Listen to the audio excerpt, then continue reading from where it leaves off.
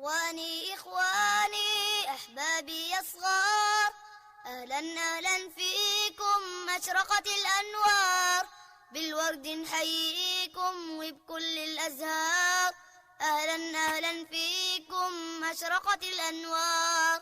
بسم الله، الحمد لله، والصلاة والسلام على أشرف الأنبياء والمرسلين سيدنا محمد وعلى آله وصحبه أجمعين.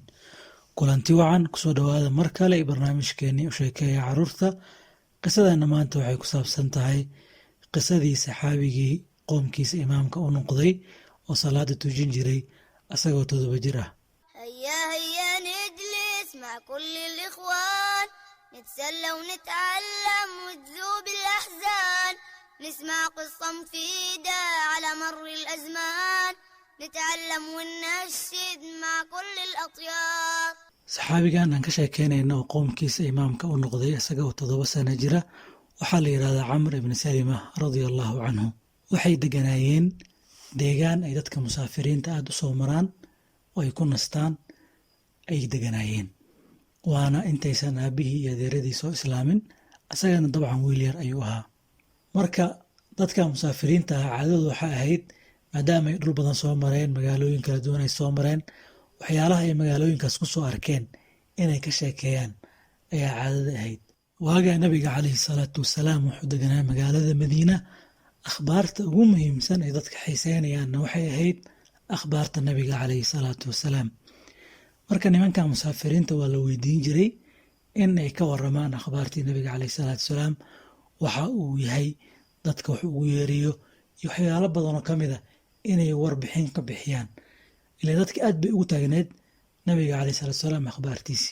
marka waxay dhihi jireen ninka oo ka wada nabiga calayhi salaatu wasalaam wuxuu leeyahay aniga nabi baan ahay, ilaahay baa i soo diray, wuxuuna ii soo waxyooday quraan buu igu soo dejiyey. aayadihii quraanka iyo suurtii quraanka qaar ka mid ah oo ay soo xifdiyeenna way ku dul akhrin jireen dadkii. marka wiilka yar aayadahaas markuu maqlo wuu xifdin jiray, qalbigiisa ay ku dhigi jirtay, mana hilmaami jirin isagoo aad u yar oo weliba markaa 7 sano xataa ma gaarin. ilaa markuu 7 sano gaaro waa markuu imaamka noqon doono.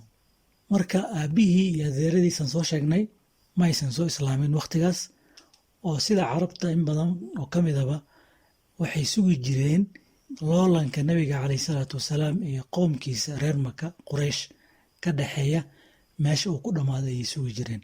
markii magaalada Maka la furtay oo reer Quraysh laga guuleystay, carabtii qaar badan oo ka mid ah waxay bilaabeen inay soo islaamaan. saxaabigan marka Camr ibn Salima aabihii wuxuu ka mid ahaa dadkii ugu horeeyay ee qabiilkooda aaday nabiga calayhi salaatu wasalaam oo soo islaamay. kadib wuxuu ku soo laabtay meeshii ay deganaayeen, dadkii baan u bilaabay inuu islaamka u sharxo iyo sharaa'icda islaamka oo ay ka mid tahay salaadii buu u sharxay, 5 salaadood iyo waqtiyada la tukanayo ayuu dadkii u sharxay. wuxuuna yiri nabiga calayhi salaatu wasalaam wuxuu yiri salaada markii la gaaro qofkiin ha adimo, waxaana salaada idin tujinaya qofkii idinkugu xifdi badan quraanka. qofkii quraan badan xifdisan oo idinka mid ah ayaa salaada idin tujinaya. markii la iswaraystay, wiilkii yaraa baa wuxuu noqday qofka ugu badiya ama ugu xifdi badan quraanka. sidii ayaa wiilkii imaam looga dhigay asagoo markaa jira 6 sano ama 7 sano. salaadu tujin jiray marka mara yar ayuu lahaa, maadaama xoogaa reer faqiir oo aan hanti badan lahayn uu ka dhashay. maradii markuu sujuudo qayb ka mid ah jirkiisa ayaa faydmi jirtay. marka ilaa dadkii salaada ku xiranaya qaar ka mid ah ay yiraahdaan war imaamka sida loo dhaamo oo hal asturo. markiiba marka dhar fiican loo soo iibiyey oo la siiyey. aad ayuu ugu farxay. dharkaas u sahlay inuu salaadii si wanaagsan u tujiyo asagoo asturan oo yani aanan markaa maradii ka faydmaynin. halka ay sheekadii noogu eg tahay. sheekadan waxaan ka faa'iidaysanaynaa ahamiyadda uu leeyahay cilmigana waxaa ugu horeeya barashada quraanka, xifdintiisa, fahmidiisa iyo ku dhaqankiisa. waxaan arkaynaa qofkii quraanka barta in ilaahay subxaanahu wa tacaala uu adduunka iyo aakhira dhexdeedaba ku sharfaya haddii uu quraankaasi ku dhaqmo, quraankii uu bartay uu dhaqangeliyo. waxaan kaloo ka faa'iidaysanaynaa qofka yar laftirkiisa in uu bulshada dhexdeeda ka dhex muuqan karo oo uu saameyn ku yeelan karo haddii uu dadaalo cilmina uu yeesho, juhdi iyo dadaalna uu muujiyo. mahadsanidin la socda sheekooyinka soo socda. wasalaamu calaykum waraxmatullaahi wabarakaatuh.